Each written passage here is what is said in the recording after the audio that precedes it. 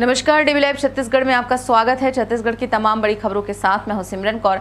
आइए देखते हैं आज की सुर्खियां। बेमेतरा बारूद फैक्ट्री में हुए हादसे पर मुख्यमंत्री ने जताया दुख, होगी दंडाधिकारी जांच, मृतकों के परिजनों को 5 लाख मुआवजे की घोषणा। पीडिया में 12 लोगों की मौत मामले में कांग्रेस जांच कमेटी ने सौंपी रिपोर्ट। दीपक बैज ने कहा, जांच कमेटी की रिपोर्ट में ग्रामीणों के मारे जाने की पुष्टि। और झीरम कांड की बरसी पर कांग्रेस ने भाजपा पर लगाए कई बड़े आरोप। कांग्रेस ने कहा, भाजपा नेता झीरम की जांच को रोकने की कोशिशें करते रहे। बेमेतरा जिले के बोरसी गांव स्थित बारूद फैक्ट्री में हुए विस्फोट पर छत्तीसगढ़ सरकार ने दंडाधिकारी जांच का आदेश दिया है। इसके साथ ही हादसे में मृत और घायल मजदूरों के लिए मुआवजे की घोषणा की है। मुख्यमंत्री विष्णुदेव साय ने सोशल मीडिया में जारी पोस्ट में लिखा है कि बेमेतरा जिले के बोरसी गांव स्थित बारूद फैक्ट्री में हुए विस्फोट मामले में दंडाधिकारी जांच के आदेश दे दिए गए हैं। दुर्घटना में हुई मौत पर मृतक के परिजनों को 5 लाख रुपए एवं घायलों को 50,000 रुपए आर्थिक सहायता देने के आदेश भी दे दिए गए हैं। घायलों को समुचित इलाज के लिए रायपुर लाया जा रहा है। मौके पर राहत एवं बचाव कार्य की उच्च स्तरीय निगरानी की जा रही है।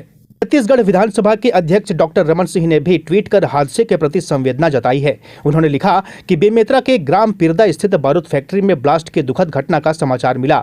इस दुर्घटना में दिवंगत हुए लोगों को श्रद्धांजलि अर्पित करते हुए मैं ईश्वर से प्रार्थना करता हूं कि घायलों को शीघ्र स्वास्थ्य लाभ और शोकाकुल परिजनों को इस दुखद समय में धैर्य प्रदान करें। हादसे को लेकर डिप्टी सीएम अरुण साव ने कहा है कि बड़ी दुखद घटना है। प्रशासन से मैं लगातार संपर्क में हूं। बचाव दल घटनास्थल में पहुंच गई है। घायलों के लिए राहत और बचाव का काम जारी है।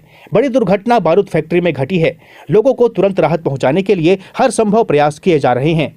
बेमेतरा में हुए हादसे पर गृह मंत्री विजय शर्मा ने कहा कि पुलिस अधीक्षक से बात कर घटना की जानकारी ली। प्रशासन और पुलिस घटना स्थल पर ही है। मैं ईश्वर से प्रार्थना करता हूं कि कम से कम जनहानि हो। बचाव कार्य जारी है।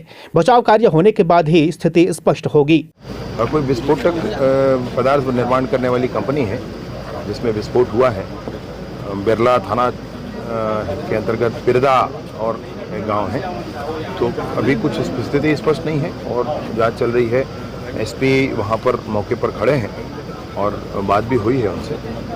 ये और स्थिति स्पष्ट होगी धीरे से। बेमेतरा हादसे को लेकर उद्योग एवं श्रम मंत्री लखनलाल देवांगन ने सोशल मीडिया पर लिखा है कि बेमेतरा के बारूद फैक्ट्री में आज दुखद हादसे की खबर आई है। घटना किन वजहों से हुई है, सुरक्षा व श्रम मानकों के पालन के संबंध में शीघ्र परीक्षण करने के निर्देश उच्च अधिकारियों को दे दिए गए हैं। पीड़ितों को आवश्यक राहत दिलाने हेतु निर्देश दिया गया है। विभाग द्वारा राहत और बचाव हेतु सतत निगरानी की जा रही है। बेमेतरा जिला के बोरसी स्थित बारूद फैक्ट्री में ब्लास्ट होने की दुखद समाचार प्राप्त हुआ है। घटना की जानकारी मिलते ही मेरे द्वारा उद्योग एवं श्रम विभाग के अधिकारियों को शीघ्र जांच के निर्देश दिए गए हैं और यथासंभव पीड़ितों को, उनके परिजनों को हर संभव मदद करने का आश्वासन दिया गया है, निर्देश दिया गया है।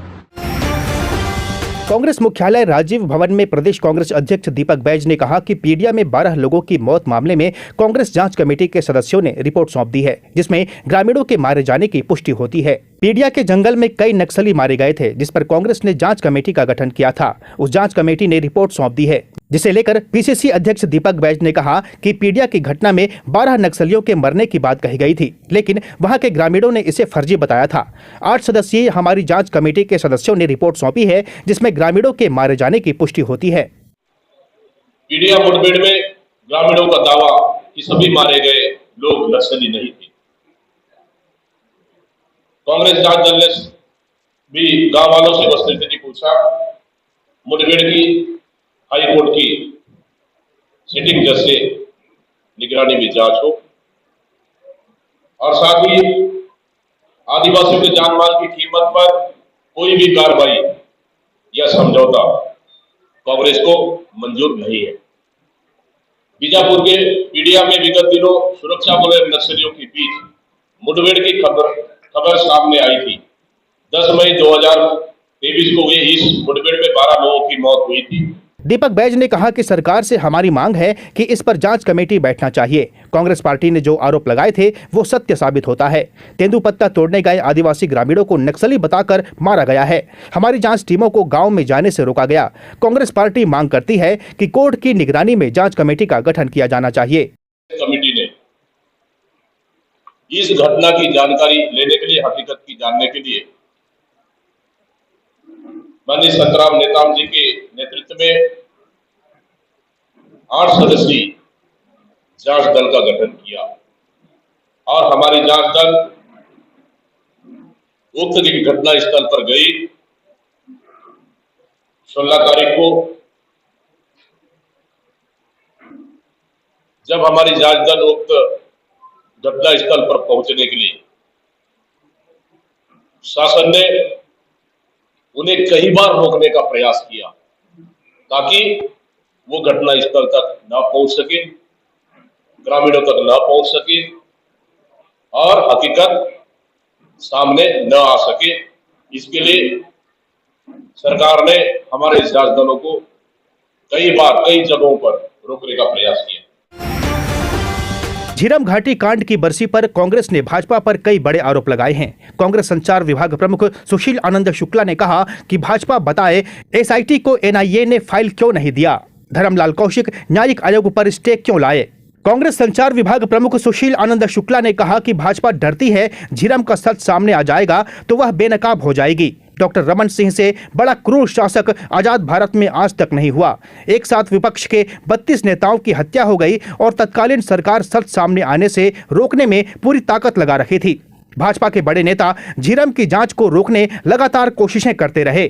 सुशील आनंद शुक्ला ने कहा कि कांग्रेस की सरकार बनने के बाद कांग्रेस सरकार ने झीरम हमले की जांच के लिए एसआईटी का गठन किया था, लेकिन भाजपा की केंद्र सरकार एनआईए से झीरम की फाइल एसआईटी को नहीं देने दिया। जैसे ही झीरम घाटी कांड की जांच की बात आती है, पता नहीं क्यों भाजपा के बड़े बड़े नेता घबराने लगते हैं। किसी न किसी प्रकार से वे इसकी जांच को बाधित करने में जुट जाते हैं। वेदांता समूह की company Bharat aluminium company limited Balco ने अपने फ्लाई ऐश प्रबंधन नेटवर्क में बदलाव लाने के उद्देश्य से डिजिटल समाधान ऐश कंट्रोल टावर की शुरुआत की है। एआई आधारित उच्च स्तरीय तकनीक सस्टेनेबल ऐश मैनेजमेंट को मजबूती प्रदान कर प्रचालन की सुरक्षा को मजबूत करने में महत्वपूर्ण भूमिका निभाती है। कंपनी ने अपनी प्रतिबद्धता के अनुरूप विभिन्न उद्योगों के साथ साझेदारी करके फ्लाई ऐश के सस्टेनेबल यूटिलाइजेशन को सुनिश्चित किया, जिसमें कार्बन उत्सर्जन में कमी और ऊर्जा एवं जल संरक्षण में महत्वपूर्ण योगदान मिला है। ऐश कंट्रोल टावर राख प्रबंधन दिशा निर्देशों का पालन सुनिश्चित करने और राख के परिवहन को सुव्यवस्थित करने के लिए रियल टाइम की निगरानी प्रदान करता है। बाल्को सीईओ राजेश कुमार ने कहा कि कंपनी ने प्रचालन उत्कृष्टता और सस्टेनेबल एल्यूमिनियम उत्पादन के हमारे दृष्टिकोण को साकार करने के लिए सक्रिय रूप से तकनीक और डिजिटल समाधान अपनाए हैं। डिजिटलाइजेशन की मदद से सुरक्षित कार्यस्थल को बढ़ावा देकर कंपनी शून्य क्षति के अपने संकल्प के प्रति कटिबद्ध है। बुलेटिन में फिलहाल इतना ही। बने रहिए डीबी लाइव छत्तीसगढ़ के साथ। नमस्कार।